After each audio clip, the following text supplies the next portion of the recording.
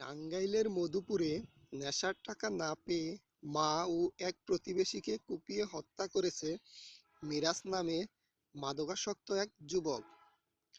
সোমবার ১৩ই মার্চ সকাল ৭:৩০টার দিকে মধুপুর উপজেলার আউশনাড়া ইউনিয়নের পৈয়াপাড়ায় এ ঘটনাটি ঘটেছে। নিহতরা হলেন স্থানীয় আলীর স্ত্রী মিনারা ও তাদের প্রতিবেশী আকবর আলী।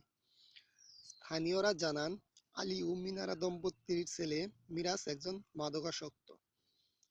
সোমবার সকালে মায়ের কাছে নেশার টাকা চান তিনি।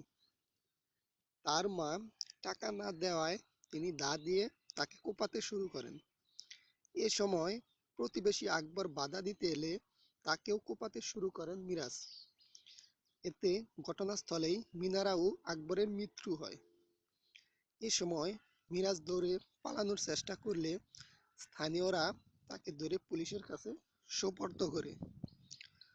মধুপুর থানার ভারপ্রাপ্ত কর্মকর্তা শফিকুল ইসলাম জানান, খবর পেয়ে সকাল ৯:৩০টার দিকে পুলিশ ঘটনাস্থলে গিয়ে দুজনের মরদেহ উদ্ধার করে ময়নাতদন্তের জন্য টাঙ্গাইল মেডিকেল কলেজ হাসপাতাল মর্গে পাঠানো হয়েছে।